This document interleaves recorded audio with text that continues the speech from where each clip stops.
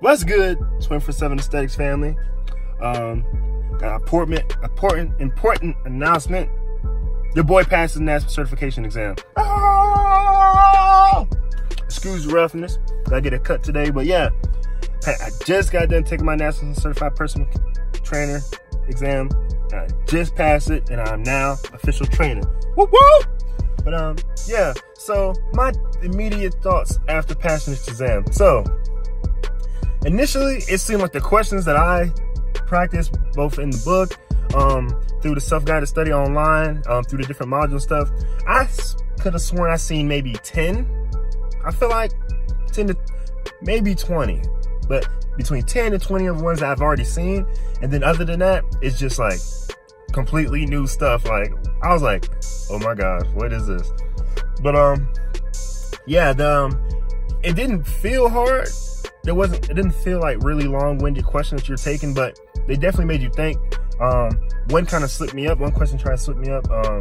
So I was reading through it, and I was like, oh, I already know this. So then I skipped down to the answers, and I was like, no, let me go back. And then it said underactive, and I was expecting it to be overactive from stuff I previously read. So they had a lot of little bits and bobs like that in there. I would definitely recommend knowing, why the lower back arches and what's the overactive and underactive muscles like that, as far as like arms leaning forward, lower back arching, any of the weird muscle movements. Definitely know stuff about joint movements. That was a couple questions for me, and I'm just tell you right now, I don't know if I passed those and got those correct or just missed them. But yeah, I didn't look at the book about the joint move. I did briefly to see like the different hinges and stuff, like if it's ball and socket and things like that. But yeah, so that's something you should definitely look into. Do a deeper dive than you think you're gonna do for the nutritional stuff, because I barely touched that as well. And there was a couple questions that kind of caught me off guard, and I was like, wasn't sure about that. But yeah, overall, it was pretty good. It seemed like they definitely like to trick you. I feel like if you know your overactive and underactive muscles, that will give you a very, very, very solid foundation for the test. And then if you know, like, actually knowing the muscles would actually help, because they're already hard enough to pronounce and then remember on your test day. But then if you like know them fluently and don't wait like till the last week or two to actually look at them, it'll be a lot better help. And then also connecting the dots. So I know for example, which was it? For the overhead squat assessments, the lower back, and then like, feet turn out or knees coming in. Some of that stuff have similar muscles that are being overactive or underactive. So I think making comparisons of group of sums, like, okay, which ones fall under the underactive and have the same thing is definitely important. And as I look through the book, let me go to the page here. So like for the upper cross syndrome, you should definitely know that for sure.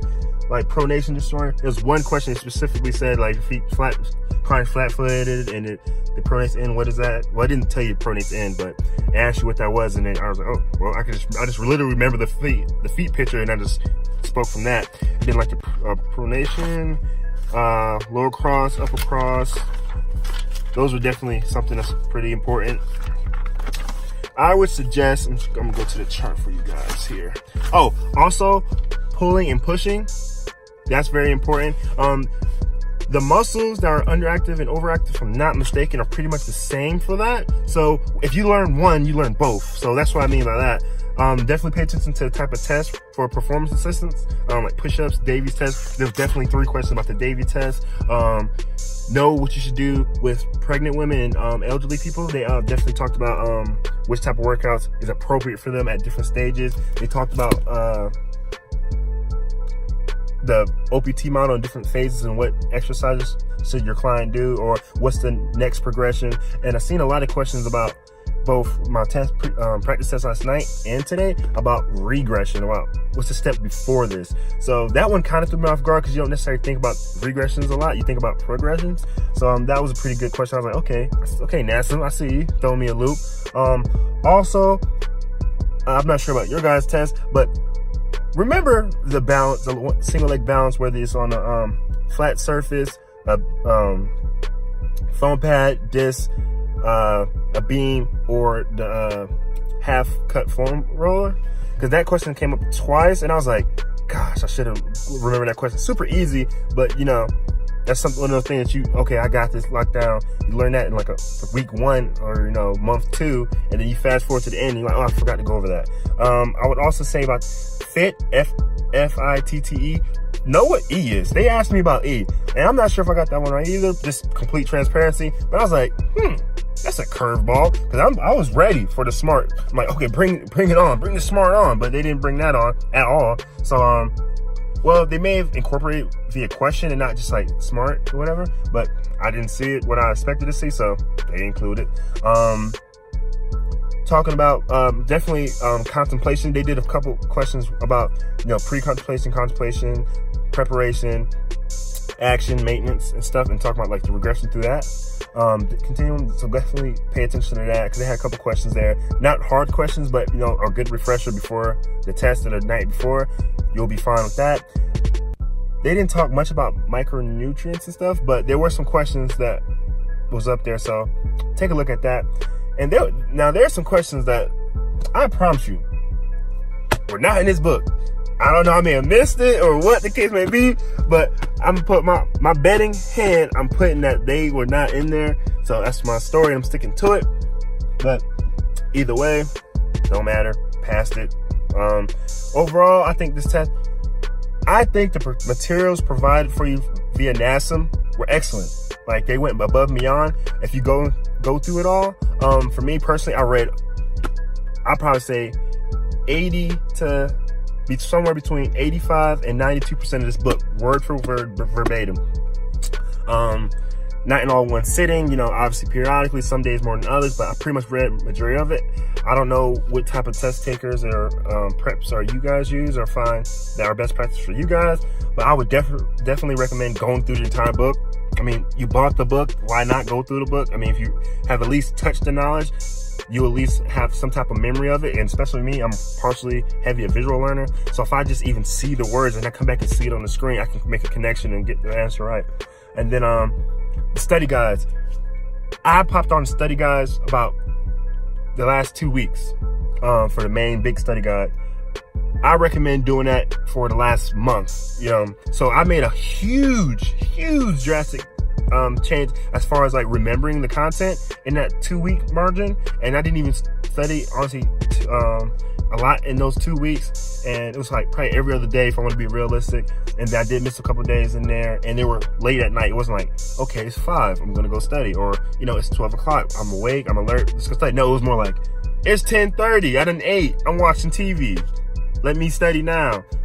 So it was some stuff like that, which is not appropriate and a more optimized studying. That's how I study, so whatever. So they have that. And then just writing everything down, like just for repetition, and then saying it over and over again. That was definitely helpful for me. I have my little book here that I got when I started just studying. And then I was just really writing stuff down, rereading it, things like that. I will suggest something I found useful is taking your practice quizzes through the, at the very end, how it has the main study guide and take you to each domain, give you a seminar, the study guide for the individual domain, and then the little practice questions. It's about 20 questions. The ones you get wrong, write them down with the answer. That's what I did. I just went through, took all 10, then I wrote the answers down that were wrong, that I got wrong, and then I was flipping through, reread the ones I got right. And then, so while I'm studying, like on the way to the place, I went ahead and just went over all the ones I got wrong real quick. Say, okay, because they're refreshers, obviously you need to know them. And then there's some that I second guess myself, so I need to go ahead and remember, oh, no, that's the right answer, Pretty much just double back that into my head. And then, what else do I suggest? I know some people suggest performing the overhead squat yourself or having a partner do it. I didn't do that. Probably should have, but I didn't. I did a lot of it myself because I've been playing sports and stuff, and I also have like a lower back, like, you know, it sinks in and stuff like that. So I've been dealing with that my life personally, because that's just like how my body is made genetically, coming from my mom's side. So I already knew some of the things, but I definitely would suggest, like, when you're memorizing the muscles, memorizing the different movements and overactive, underactive, or how things should look from the lateral or frontal view, definitely do it yourself. Like touch your muscles. When I was taking the test, I was touching my muscles, trying to remember doing some of the motions they're saying to see like, okay, yeah, this is right, this is right. They talked about what did they talk about? Some placement, like being on the ball, like where your knees should be and stuff like that. They have that. They talked about the frontal, sagittal, transverse planes. There's like 2 or 3 questions for that. There's a little bit of few questions about eccentric and concentric motions. Like, hey, your client is doing this motion. Is that eccentric or concentric? Like that type of stuff. There was some questions about the heart, like and which ventricle or piece or whatever the case may be is has oxygen coming in and out, or no oxygen coming in and out, those type of things. So definitely look at that. I knew it was coming, so I studied that. And I always try to remember which side, or the blood coming in on which side, and then which blood's going out that has oxygen, stuff like that. If you remember that, that will help you a lot, like which side, and you can just bracket each side with all the different pieces into it as you study. Excuse me. So that was good, but yeah, taking I wouldn't say I was nervous, but I haven't taken a test in probably 3 years or something.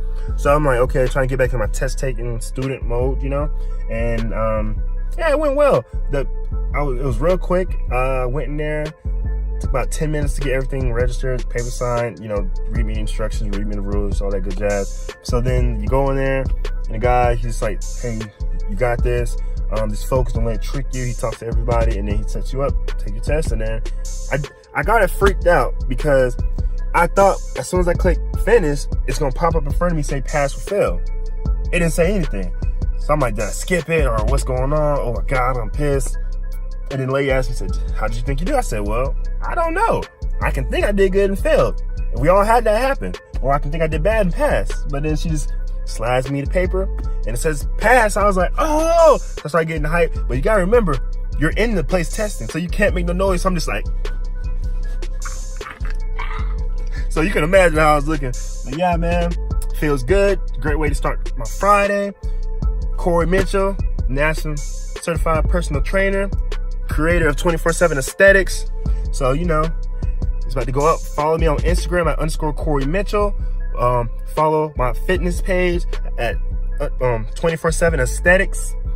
And yeah, man, I encourage you guys who all take the test.